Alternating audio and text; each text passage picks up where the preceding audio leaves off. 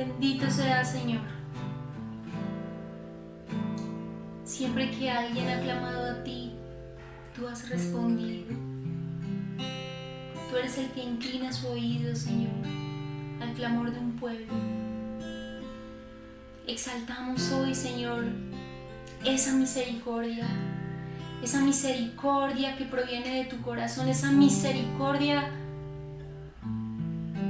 que hizo posible que nuestra voz fuese oída por ti, que nuestra voz, Señor, resonara en tu eternidad y vinieras a rescatarnos. Me postraré hacia tu santo templo y alabaré tu nombre por tu misericordia y tu fidelidad, porque has engrandecido tu nombre y tu palabra sobre todas las cosas. El día que clamé, me respondiste, me fortaleciste con vigor en mi alma. Bendito seas, Señor, bendito seas, Dios.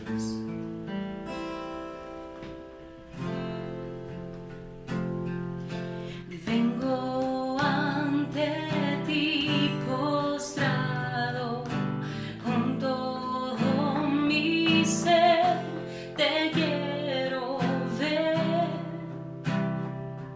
Tuyo soy, Señor.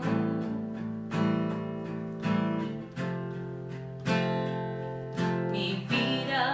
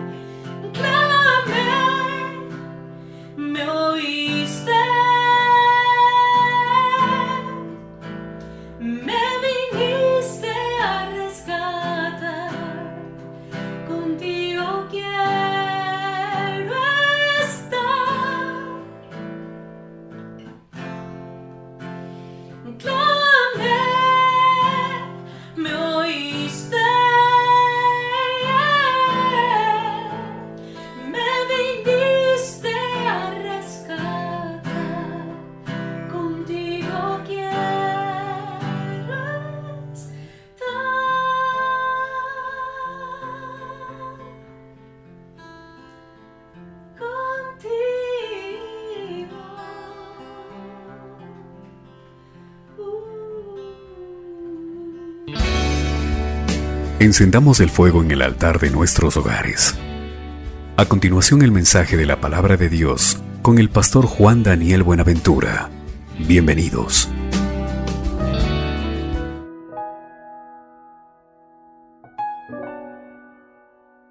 Buenas noches, amada iglesia. El Señor les bendiga grandemente. Espero que se encuentren bendecidos por el Señor. En lo personal me siento muy bendecido. He visto al Señor en medio de mi vida haciendo cosas muy bonitas en este tiempo, en mi hogar, en mi casa, en todo sentido. También sé de muchos de ustedes que el Señor se ha estado glorificando mucho en sus vidas, en sus familias. Ha estado proveyendo, ha estado pendiente de todas nuestras necesidades. También sé de algunos que están pasando por situaciones difíciles y complejas, pero bueno, espero que esta palabra sea para levantar esa esperanza, esa fe gloriosa, y el Señor sea ayudando esta noche a todo el que necesite de sus respuestas y de su brazo poderoso. Acompáñenme a orar para que estudiemos la palabra del Señor esta noche. Bendito Dios y Padre, gracias por tu preciosa palabra que hoy es aliento para el que lo necesita, Señor. Gracias porque hoy tu palabra fortalecerá la fe de tu iglesia. Permitirá, Señor, que logremos cosas en tu nombre grandes. Permitirá que veamos, Señor, poderosamente tu obrar en nuestra familia, en nuestra economía, en nuestra salud. Hoy nuestro deseo, Señor, es poder tener esa fe, esa confianza, esa esperanza en ti. Verte obrar, Señor. Te lo pedimos en el nombre de Jesús, y que esta palabra, Padre, sea causando eso en el corazón, sea arrancando incredulidad y sea poniendo, Señor, una confianza firme en medio de la dificultad, en medio de la adversidad, en medio de la escasez, en medio de la enfermedad, de lo que sea, amado Señor. Hoy declaramos tu palabra y tu poder en el nombre de Jesús. Amén. Amén, mis amados. Acompáñenme, por favor, como hemos estado estudiando este tiempo, el Evangelio de Lucas. Lo invito para que abra su Biblia en Lucas capítulo 9 y vamos a estar estudiando desde el versículo 37 al 45. Nos corresponde hoy. Entonces, Lucas 37, 45. Amén. Dice la palabra en el versículo 37. Al día siguiente, cuando descendieron del monte, una gran multitud les salió al encuentro. Y aquí un hombre de la multitud clamó diciendo: Maestro, te ruego que veas a mi hijo, pues es el único que tengo. Amados, les recuerdo que Jesús para este momento está regresando de un monte con 3 de sus discípulos, Pedro, Jacobo y Juan. Ellos, estos 3 discípulos, han visto algo extraordinario, han visto al Señor transfigurarse, han visto su gloria, la gloria con la que vendrá en su segunda venida, y ellos están pues cautivados por esta visión tremenda, y ahora descienden con Jesús a encontrarse con la dura realidad, digámoslo así, a un hombre que tiene un hijo y que está viviendo una situación muy difícil. ¿De qué se trata? Versículo 39. Y sucede que un espíritu le toma y de repente da voces y le sacude con violencia y le hace echar espuma, y estropeándole a duras penas se aparta de él, y rogué a tus discípulos que le echasen fuera y no pudieron. Así que vemos a un hombre viviendo una situación difícil. Su hijo está atormentado por un espíritu de demonio muy fuerte, lo tira al suelo con violencia, le hace echar espuma por la boca. En el texto en Mateo y en Marcos, porque también estos evangelios hablan de este mismo acontecimiento, cuenta cómo lo tira al fuego, cómo lo tira al agua, cómo varias veces ha intentado causar la muerte a este joven. Entonces el padre está en una situación muy difícil, muy compleja, y este hombre tiene una esperanza, que los discípulos de Jesús pudieran echar fuera el demonio, pero pasó algo: los discípulos no pudieron. Jesús, frente a esta situación, dice en el versículo 41, respondiendo Jesús dijo: Oh generación incrédula y perversa, ¿hasta cuándo he de estar con vosotros y os he de soportar? Trae acá a tu hijo. Así que el Señor Jesús está de alguna manera regañando a sus discípulos en primera instancia, Les está queriendo decir a ellos que son unos incrédulos. Esta misma frase o generación incrédula y perversa, el Señor la dio a ciudades enteras y a otro tipo de personas, y ahora se la está diciendo a sus discípulos y les está señalando incredulidad. Bueno, Jesús le dice al Señor: tráigame a su hijo. Y mientras se acercaba al muchacho, el demonio le derribó y le sacudió con violencia, pero Jesús reprendió al espíritu inmundo y sanó al muchacho y se lo devolvió a su padre.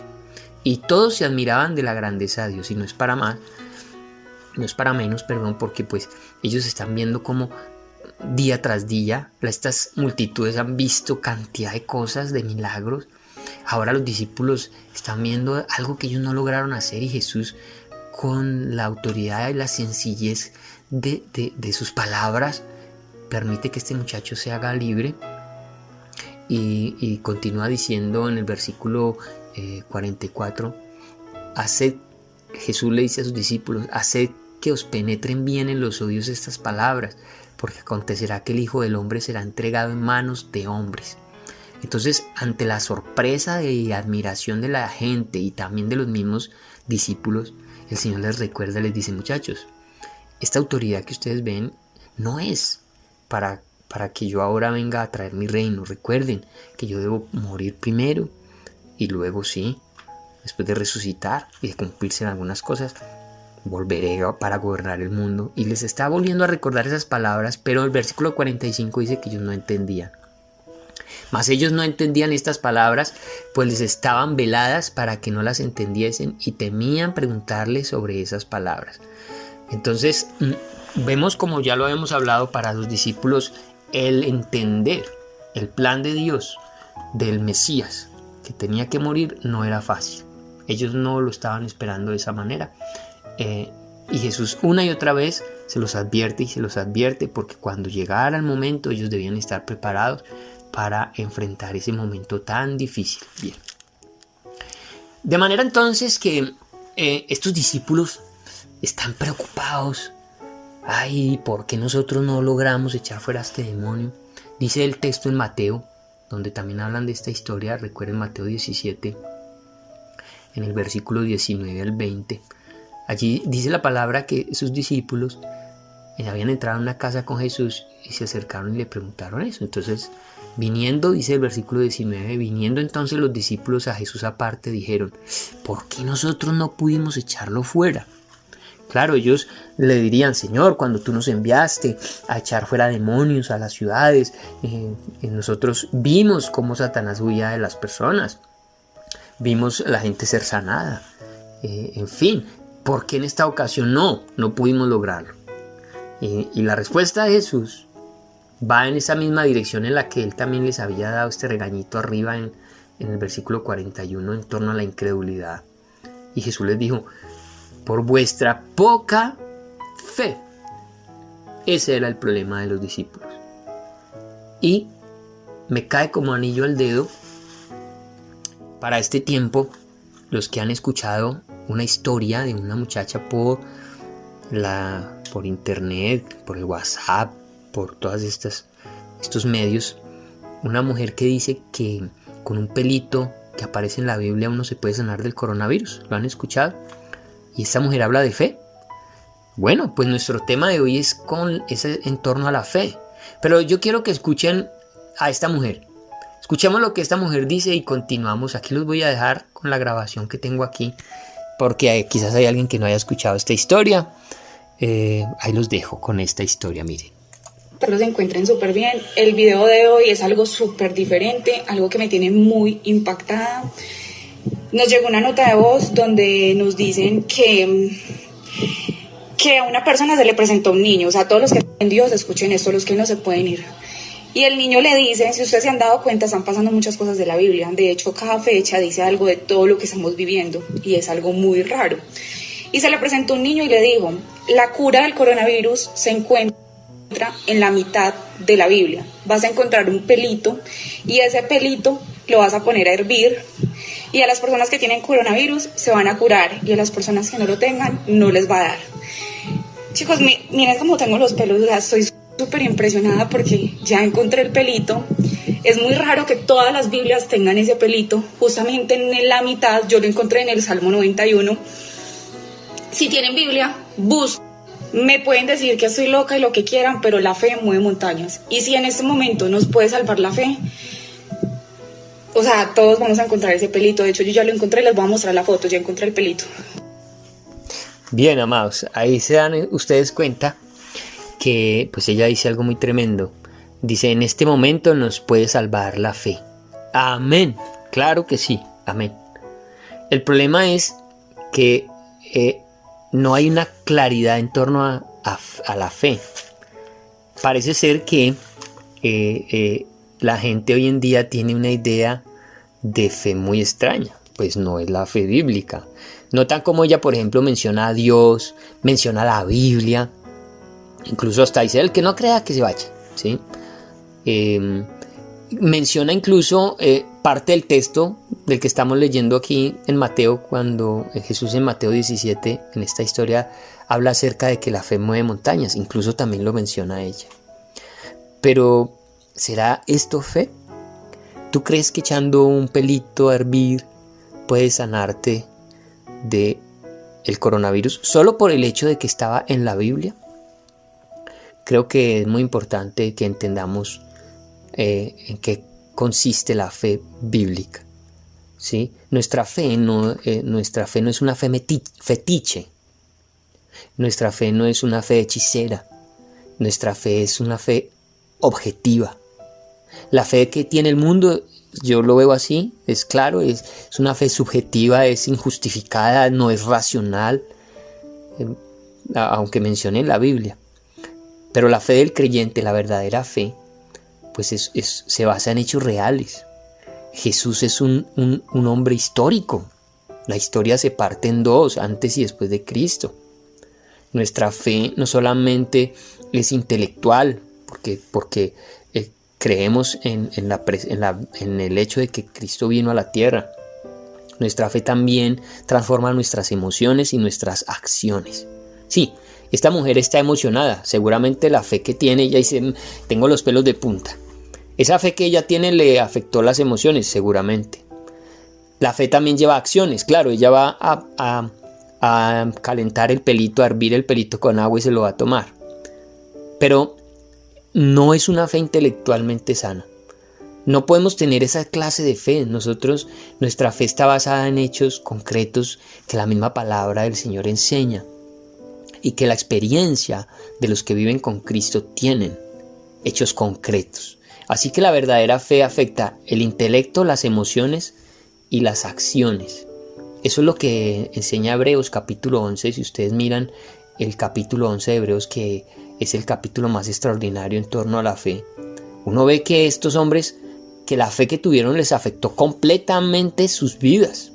Era una fe que les permitió vencer la muerte, soportar torturas, sobrevivir a cadenas, a prisiones, resistir tentaciones, padecer martirio, sobrevivir cualquier clase de dificultad. Y esa es la fe de la que vamos a hablar hoy.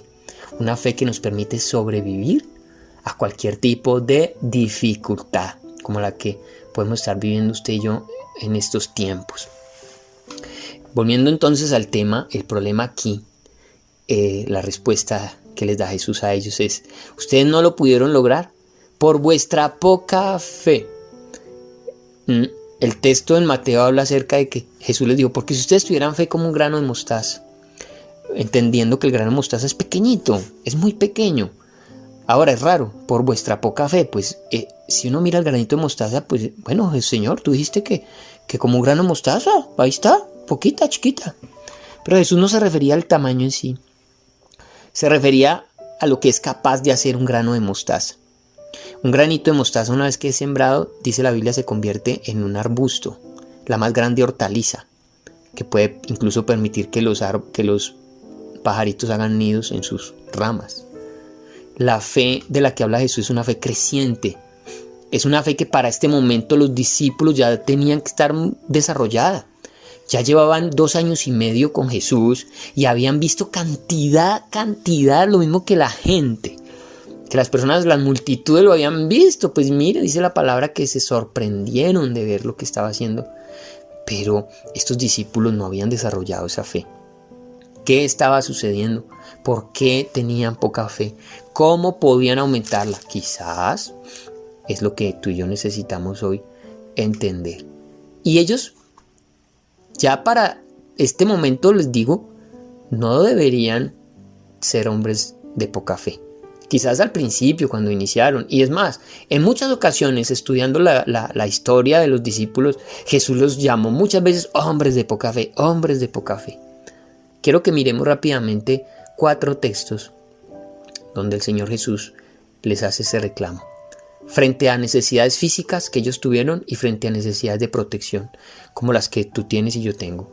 Necesitamos cosas físicas, ¿sí? Tú necesitas comida, necesitas dónde vivir, necesitas ropita. Bueno, los discípulos también la necesitaron en un momento y se preocuparon por eso. Por eso el Señor los llamó hombres de poca fe. Acompáñenme a Mateo 6, 30 al 32. Mateo 6 del 30 al 32. Como el Señor les dice a estos discípulos: ay, muchachos, ustedes son hombres de poca fe. Quizás hoy también nos lo dice el Señor, porque estamos preocupándonos por cosas que Él no espera a estas alturas que nos preocupemos. Dice la palabra en el versículo 30. Y si la hierba del campo que hoy es y mañana se echa en el horno, Dios la viste así, ¿no hará mucho más a vosotros, hombres de poca fe? No os afanéis pues diciendo qué comeremos, o qué beberemos, o qué vestiremos, porque los gentiles buscan todas estas cosas, pero vuestro Padre Celestial sabe que tenéis necesidad de todas estas cosas. Aquí el Señor Jesús les está diciendo a sus discípulos: no piensen como los gentiles, no piensen como la gente que no tiene a Dios. La gente que no tiene esperanza, que no tiene a Dios, ellos sí, que se preocupen, qué van a comer, o qué van a beber, o qué van a vestir. Pero ustedes, los hijos de Dios, deben saber que el Padre sabe de qué cosas tenéis necesidad. Por eso no espera que haya inquietud, ni preocupación, ni esas preguntas: ¿qué comeremos? ¿Qué beberemos? ¿Qué vestiremos? Hoy te estás haciendo esa pregunta. Te estás preguntando: ¿con qué voy a pagar el próximo mes el arriendo? ¿Con qué voy a mercar? Amado, yo quiero decirte algo en lo que tiene que reposar tu fe. Si tú eres hijo de Dios, si tú has aceptado a Cristo en tu corazón, debes saber y entender que el Señor se está comprometiendo contigo a suplir esas necesidades. Confía en Él, no seas hombre de poca fe. Recuerda que esa poca fe impidió que los discípulos pudieran echar fuera un demonio. La falta de fe va a traer que frente a muchas cosas nosotros no podamos resolverlas. No, es tiempo de creer. Créele al Señor por lo que Él está haciendo en tu casa, en tu familia, en tu vida. Cree en lo que el Señor puede hacer por ti hoy. Dice Mateo 16, en otra ocasión también el Señor les tiene que jalar las orejitas porque estos muchachos estaban preocupados por la comida. Siendo además que ya habían visto cosas. Hablamos de una fe objetiva. Para este momento estos hombres debían tener esa fe muy estructurada, muy firme. Pero miren lo que pasó. Mateo 16, en el versículo 5 al 10 dice: cuando los discípulos pasaron al otro lado del lago, se olvidaron de llevar pan. ¿Qué le pasa a usted cuando se le olvida algo? Usted dice: ¿ahora yo qué voy a hacer? Dejé en la casa las llaves, ¿cómo voy a entrar? Dejé la tarjeta, ¿cómo voy a hacer la vuelta? Dejé tal cosa y tal otra. Estos dejaron el pan. Se preocuparon. Pero Jesús les está hablando de algo espiritual, les está hablando de que no, de que se cuidaran de la levadura de los fariseos, es decir, de tomar esas doctrinas y de permitir que esas doctrinas llegaran a sus corazones. Pero estos hombres no estaban atendiendo a la palabra, sino estaban preocupados por la comidita. Versículo 6, entonces Jesús les dijo: miren, cuídense de la levadura de los fariseos y de los saduceos. Los discípulos comentaban unos a otros. Miren lo que comentaban: no trajimos pan. Mira, el Señor está hablando algo espiritual. Los discípulos están preocupados por algo material. El Señor hoy te está queriendo hablar algo espiritual, pero tu mente está preocupada por cosas físicas. ¿Qué pasó cuando el Señor se dio cuenta? Versículo 8. Jesús se dio cuenta y les dijo: ¿Sabes? Quiero decirte algo. El Señor se está dando cuenta de qué estás pensando tú, de qué estás teniendo temor, qué es lo que te está preocupando tanto, qué es lo que te está angustiando. El Señor se está dando cuenta, como se dio cuenta con los discípulos, y les dijo: ¿por qué dicen que no tienen pan? El Señor te pregunta hoy: ven, ¿por qué dices que no vas a tener con qué pagar el arriendo? Ven, ¿por qué dices que no vas a tener con qué mercar? ¿Por qué dices que te vas a enfermar? ¿Por qué dices esto y lo otro? Déjame decirte que Él se está dando cuenta. Y Él hoy te está preguntando: ven, ¿por qué estás diciendo eso? Y mire lo que les dice más el Señor: ¡qué poca fe tienen ustedes! Así es el reclamo del Señor. ¿Por qué dicen que no tienen pan? ¡Qué poca fe tienen ustedes! Todavía no entienden ni se acuerdan de los 5 panes que repartí entre 5,000 hombres y cuántas canastas recogieron. Ni se acuerdan tampoco de los 7 panes que repartí entre 4,000 y cuántas canastas recogieron. Aquí el Señor les está hablando de una fe objetiva. Les está diciendo: ¿por qué se están preocupando por 13 panes? Que ellos eran 12 y el de Jesús 13. ¿Por qué se preocupan por 13 panes cuando la otra vez, les dijo, acuérdense, repartimos 5 panes entre 5,000 hombres? Y la otra vez también entre 4,000. Miren cómo la incredulidad afecta objetivamente la mente también. La incredulidad te hace ver las cosas de una manera incorrecta delante de Dios. No, si el Señor te ha guardado hasta el día de hoy, ¿por qué crees que mañana no? Si el Señor ha suplido hasta el día de hoy, ¿por qué crees que mañana no? Es lo que el Señor les está diciendo a ellos: vengan, pero es porque se les olvidó que ya vivimos esto. Ya para este momento su fe debe estar alta. Ya ese granito de mostaza, pequeñito sí al principio, sí, porque principio tienen todas las cosas, como dice mi abuela. Pero una vez que eso se siembra, crece, aumenta, se desarrolla. Por eso la poca fe. Para este momento tú deberías tener más fe en lo que el Señor ha hecho en tu vida. Esto en relación a las necesidades físicas y a las necesidades de protección. También, ¿qué cosas te preocupan hoy? Que te dé el coronavirus, que se enferme alguien, que te enfermes tú, que pase algo terrible con alguien, un accidente, una dificultad. Frente a eso también los discípulos tuvieron temor y Jesús también les tuvo que llamar hombres de poca fe. Quiero darles 2 ejemplos. Mateo 28, versículo 25 y 26. ¿Recuerdan ustedes que Jesús estaba cruzando con los discípulos en una barca y se levantó una tormenta terrible? Jesús estaba dormido. Los discípulos lo despertaron asustados. Allí también el Señor los reclama, versículo 25 dice: y vinieron sus discípulos y le despertaron diciendo: Señor, sálvanos que perecemos. Él les dijo: ¿por qué teméis, hombres de poca fe? Entonces levantándose reprendió a los vientos y al mar y se hizo grande bonanza. Miren, allí cuando hay falta de fe, se levanta un clamor asustado: Señor, sálvanos que perecemos. Y el Señor dice: no, hombre de poca fe, mujer de poca fe. El Señor tiene el poder para reprender los vientos y el mar, pero no espera que nosotros temamos en torno a nuestra protección, a la protección de tu casa, a la protección de tu vida. Mateo 14, 29, 31. También en este caso fue Pedro el que clamó por protección. Dice la palabra que venía caminando Jesús hacia la barca sobre el agua. Venía Jesús caminando sobre el agua y Pedro lo vio y dijo: Señor, yo quiero ir hacia donde tú estás caminando también sobre el agua, ¿puedo? Y Jesús le dijo: ven. Dice el versículo 29, ven, dijo Jesús. Pedro entonces bajó de la barca y comenzó a caminar sobre el agua en dirección a Jesús. Pero al notar la fuerza del viento tuvo miedo y como comenzaba a hundirse, gritó: Señor, sálvame. Amados, él había experimentado, 1, 2, 3 pasos sobre el agua.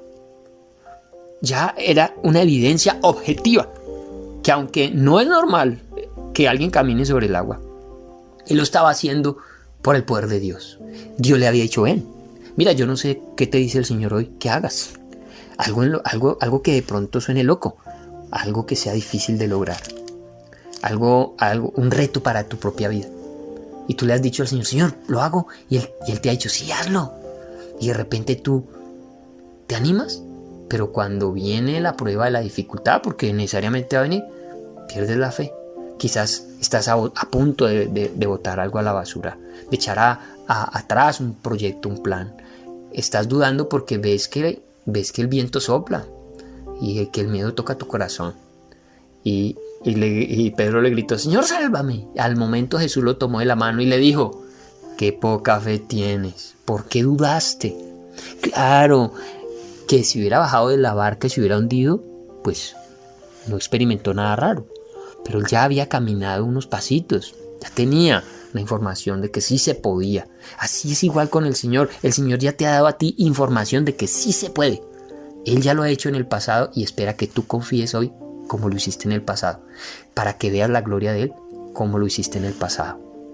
Por eso los discípulos fueron a echar ese demonio y la incredulidad tocó sus corazones, porque quizás era un demonio poderoso, quizás era un demonio diferente al que habían ellos intentado echar en ocasiones anteriores. La Biblia habla acerca de que hay diferentes demonios con diferentes autoridades y poderes. Posiblemente este era un demonio diferente al que ellos habían enfrentado. La Biblia habla de eso también. El profeta Daniel, en una ocasión orando, el Señor envió un ángel para darle un mensaje, pero el mismo ángel le cuenta a Daniel que se enfrentó con un demonio que le evitó llegar a darle el mensaje a Daniel. Miren, eso está en Daniel 10, del 12 al 14. Allí dice así la palabra, Daniel 10 del 12 al 14. Entonces me dijo, está diciendo Daniel en torno a lo del ángel. Entonces me dijo, Daniel, no temas, porque desde el primer día que dispusiste tu corazón a entender y a humillarte en la presencia de tu Dios, fueron oídas tus palabras, y a causa de tus palabras yo he venido. Mas el príncipe del reino de Persia se me opuso durante 21 días. Pero aquí Miguel, uno de los principales príncipes, vino para ayudarme y quedé allí con los reyes de Persia. Así que, amados, vemos como un ángel tuvo que enfrentar a un príncipe. Lo llama aquí la Biblia el príncipe del reino de Persia, un demonio que lo frenó durante 21 días. Aún así el ángel no se echó para atrás, él terminó y llegó hasta donde Daniel y le dio la orden. El Señor tuvo que enviar otro ángel, al arcángel Miguel, a defender a este otro ángel, ¿cierto? Y es lo que espera el Señor también, que si a la primera no se nos da, pues insistamos y continuemos y luchemos, pero de una manera muy especial. Y es como quiero que terminemos nuestra enseñanza de hoy, con la conclusión en torno a, bueno, y frente a eso, Señor, ¿qué? Frente a que soy alguien de poca fe, ¿qué? ¿Qué les dijo Jesús que tenía que hacer en el texto? ¿Cómo se resuelve este problema de la falta de fe? Porque cuando los discípulos estaban con Jesús y todo estaba bien, todo estaba bajo control, pues ellos estaban tranquilos, ¿cierto? Como usted y a mí. Cuando las cosas nos salen bien, cuando todo es normal, cuando uno puede mercar, cuando uno tiene plática en la billetera, cuando tiene para todo, pues no hay ningún problema. Pero, ¿cómo cambian las situaciones?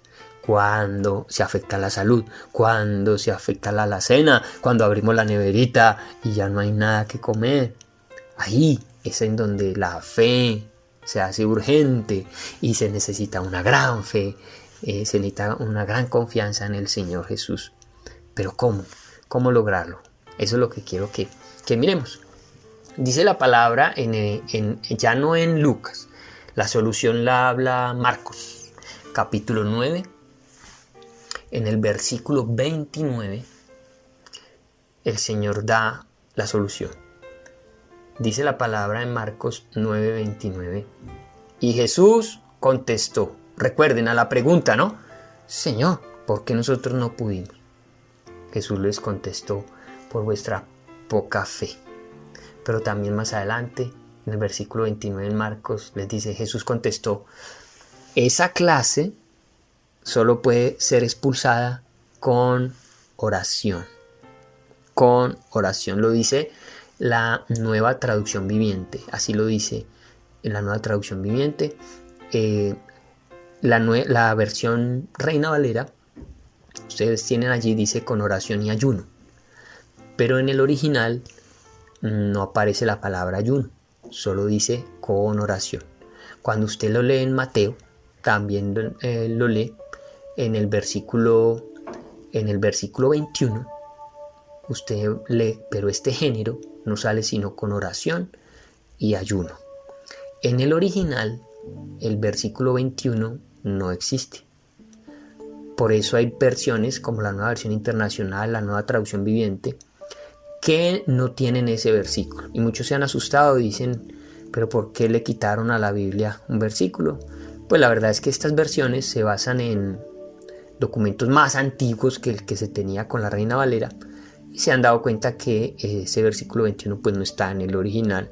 Seguramente el copista, por darle fuerza al texto, le agregó entre comillas o seguramente entre paréntesis, pero este género no sale sino con oración y ayuno. En Mateo no existe esa frase, en Marcos existe, pero solo con oración. Se le agregó ayuno en Marcos. Pero en el original, en Marcos, aparece oración. Eso es lo que quiero que quede claro. Que el Señor está diciendo que ellos debieron haber orado. Que si enfrentaron algo que de pronto en el pasado había funcionado y ahora no, pues debían haber orado. Quizás tú has enfrentado muchas veces muchas cosas, tu fe te ha alcanzado para muchas cosas y listo, bien. Pero llega el día en que no, en que tú estás orando por algo, pidiéndole al Señor por algo y nada. Y resulta que tú sueltas y dices, no pude, no se dio. ¿Qué espera el Señor? Que tú insistas, que tú persistas, que sigas orando, que la única forma de que tú venzas esa incredulidad es a través de la oración.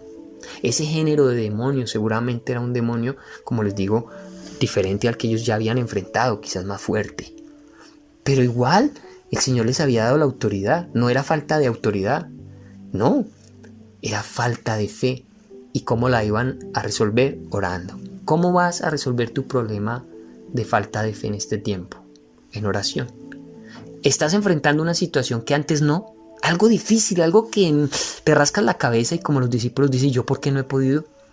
Pues mira, el Señor te dice, bueno, ya, no lo hiciste, no pudiste, listo, pero vas a ir a orar, pero vas a ir a pasar tiempo en oración conmigo, porque cuando oras, lo que es extinguido de tu corazón es la incredulidad, y necesitas fe para enfrentar lo que estamos viviendo en este tiempo. Necesitamos fe para enfrentar lo que estamos viendo y lo que puede venir más adelante. Estos son tiempos para que estemos en nuestras casas orando y diciéndole, Señor, yo necesito revelación, yo necesito que me ayudes, yo necesito que quites esta incredulidad. Yo no quiero ser como los discípulos que han visto y visto y visto tu gloria, tu poder y tu ayuda, y cuando viene un problema difícil o una adversidad mayor o algo que yo no había tenido que enfrentar antes, me invada la incredulidad y el temor. No, yo quiero, Señor, seguir confiando, yo quiero seguir creyendo, yo necesito seguir creyendo. Amados, los discípulos necesitaban, si lo intentaron y no pudieron, debieron haber continuado, debieron haber orado, debieron haber clamado al Señor, insistido. Recuerden que el Señor busca de nosotros que lo busquemos insistentemente en oración. No dejes de orar por lo que estás pidiendo. Sigue clamando. No permitas que la incredulidad y el desánimo toquen tu corazón. Aquí la solución que nos está dando el Señor a través de su palabra es la oración. Quiero también decirles que bíblicamente los demonios son expulsados en el nombre del Señor Jesucristo. Es algo que pues no puede quedar en el aire. Nuestra doctrina, la doctrina bíblica enseña que los demonios son echados fuera en el nombre del Señor Jesucristo. Esto lo vemos en textos como Marcos 16:17. Ya para que terminemos y concluyamos, quiero dejar esto claro también, es muy importante. Marcos 16:17 dice la palabra, dice Jesús, y estas señales seguirán a los que creen. Miren, amados, a los que creen, 2 puntos. En mi nombre echarán fuera demonios. ¿Cómo se echan fuera los demonios? En el nombre del Señor Jesucristo. Amén. Lógicamente necesitas creer. es lo que dice allí la palabra. En Hechos 16 también le pasó al apóstol Pablo, y notamos de igual manera que esa autoridad que le fue dada a los apóstoles, que le fue dada al apóstol Pablo, te fue dada a ti y a mí, para que en el nombre del Señor Jesucristo podamos echar fuera demonios. Y vemos cómo aconteció aquí. Hechos 16 dice: aconteció que mientras íbamos a la oración, nos salió al encuentro una muchacha que tenía espíritu de adivinación, la cual daba gran ganancia a sus amos adivinando. Esta, siguiendo a Pablo y a nosotros, daba voces diciendo: estos hombres son siervos de Dios Altísimo, quienes os anuncian el camino de salvación. Y esto lo hacía por muchos días, mas desagradando a Pablo, este se volvió y dijo al espíritu: te mando en el nombre de Jesucristo que salgas de ella. Y salió en aquella misma hora. Noten entonces que es en el nombre del Señor Jesucristo que se echa afuera los demonios. Pero amados, para que nuestra fe crezca, necesitamos pasar tiempo en oración. Para que tú te enfrentes a los ataques de Satanás con la autoridad que el Señor ya te dio, necesitas pasar tiempo en oración. Recuerda, los apóstoles tenían esa autoridad, el Señor se las había dado, pero allí les faltó oración. Y quizás eso es lo que hoy nos está faltando, a ti y a mí. Oración. No es falta de poder, no es falta de autoridad, eso ya fue entregado, pero sí es falta de pasar tiempo con el Señor. Por eso, amados, una forma de vencer esa incredulidad, esas dudas que muchos como seres humanos tenemos, esa necesidad de enfrentar con fe a la adversidad, y que a veces nos falla esa fe, pues eso es de todos los creyentes. No podemos decir que eso no le pasa sino a algunos, no, todos nos vemos enfrentados a eso. Pero aquí el Señor nos está hablando acerca de la oración, y quiero que mires, ya para que terminemos, estos textos que hablan acerca de cómo debes orar frente a lo que estás viviendo. ¿Estás pasando un momento difícil? ¿Necesitas ver la poderosa mano de Dios? ¿Necesitas provisión? ¿Se te está acabando la comidita, el mercadito? ¿No tienes cómo pagar alguna cuenta? ¿Estás en un problema de salud? ¿Tienes algún problema familiar? ¿Tu relación matrimonial con tus hijos? ¿Qué debes hacer? Orar. Dice la palabra en 1 Pedro 5:7. Cuando ores, dice así, echad toda vuestra ansiedad sobre Él, porque Él tiene cuidado de vosotros. ¿Sabes cómo se echa esa ansiedad? En oración. Tú no tienes otra forma. Tú debes ir y decirle al Señor: Señor, yo entrego esta carga delante de ti. Yo te ruego, Señor, que me ayudes en esta situación que no sé cómo manejarla, en este problema que me está quedando grande, en esta situación, Señor, que se me salió de las manos. Dice la palabra que tú puedes echar esa ansiedad sobre Él. Él tiene cuidado de nosotros, y eso va a aumentar tu fe. Eso va a permitir que veas la gloria de Dios. El Salmo 55:22 dice: echa sobre Jehová tu carga, y Él te sostendrá. No dejará para siempre caído al justo. Noten que en este versículo quizás hay un justo que cayó en alguna adversidad, en alguna dificultad, en alguna situación, pero el Señor lo levanta. Dice que Él no lo va a dejar caído, y que podemos echar sobre Él nuestra carga. Tú puedes ir en oración y entregar tu carga al Señor. Él te va a sostener. No sé qué cosa estás viviendo que te tiene tan cansado. Recuerda, necesitas fe, pero necesitas orar para que esa fe aumente. El Salmo 5:3 habla y dice: oh Jehová, de mañana oirás mi voz, de mañana me presentaré delante de ti y esperaré. Y esa frase, esa palabra "y esperaré", es lo que nosotros estamos llamando fe. Esa confianza para esperar, para ver que Dios lo haga, para ver que el poder de Dios opere en nuestra situación. Así que, amados, los invito para que continuemos orando. Y si las cosas están complicando en tu casa, en tu familia, en tu economía, en tu salud, es el momento para que ores. Recuerda que en medio de las crisis va a tocar la puerta de tu corazón la incredulidad. Lo hizo en los discípulos, lo hizo en Pedro. La incredulidad también te toca a ti y me toca a mí. Pero sabes, en oración vamos a poderla vencer, y en oración vamos a poder ver al Señor manifestarse de una manera poderosa, gloriosa. Así que te invito, amados, ora. Termino con este versículo en Santiago 5:16. Santiago 5:16 dice: la oración eficaz del justo puede mucho. Así que a orar, ¿sí? Cierra tus ojos y vamos a pedirle al Señor que nos ayude en lo que estemos viviendo. Cada uno de ustedes sabe qué es. Cada uno conoce su situación difícil. Vamos a orar. Padre, amado Señor, gracias porque cuando te recibimos como nuestro Señor y Salvador, se nos entregó el paquete completo de autoridad, Señor, sobre Satanás y sobre sus demonios. Tenemos autoridad, Señor, para decretar victoria, para echar fuera la enfermedad, para echar fuera todo demonio y toda opresión del diablo. Pero también sabemos, Señor, en muchas ocasiones hemos visto cómo la fe frente a esto nos ha faltado. Hemos visto, Señor, cómo hemos dejado de creer y hasta muchas veces hemos dejado de esperar el milagro. Pero es tiempo para escuchar tu voz, como la escucharon los apóstoles, siendo regañados por ti, hombres de poca fe, pero también mandándolos a orar. Ustedes saben que la incredulidad se ataca con oración. Así que, Señor, queremos pedirte que nos ayudes en este tiempo a orar, a pasar tiempo contigo y a poner delante de ti nuestras cargas. Yo oro por la iglesia, oro por aquellos que quizás están pasando por una situación económica difícil, donde su alacena está escaseando, su nevera, donde ya no hay dinero en la billetera, donde no hay empleo, no hay trabajo, no hay forma de ganarse el sustento. Pero ellos son tus hijos, amado Señor, y tú has declarado, Padre, que tú sostendrías a tu pueblo. Que los gentiles, los que no tienen de Dios, se preocupen por esas cosas, pero tus hijos no. Así que en el nombre de Jesús declaramos paz y provisión milagrosa sobre las familias.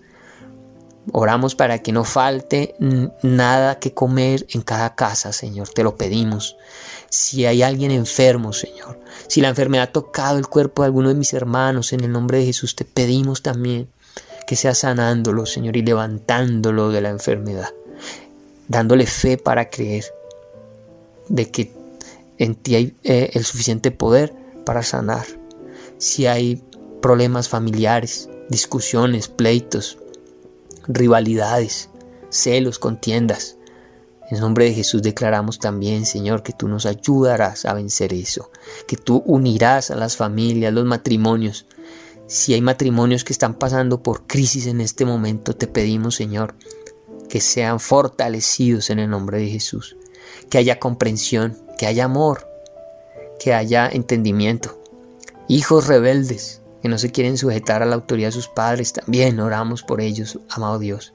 Y por cualquier situación que sea, que quizás en este momento desconocemos o yo desconozca, pero allí, Señor, tus hijos la tienen presente. Escúchales y ayúdales, y que ellos puedan orar.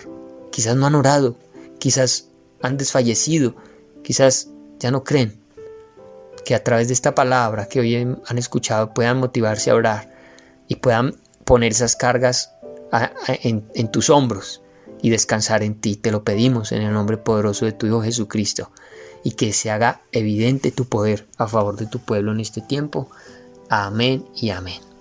Que el Señor me los bendiga grandemente, que el Señor los sorprenda con bendiciones abundantes, y que al que le falte algo, confíe en el Señor le va a enviar la provisión, el Señor le va a sostener.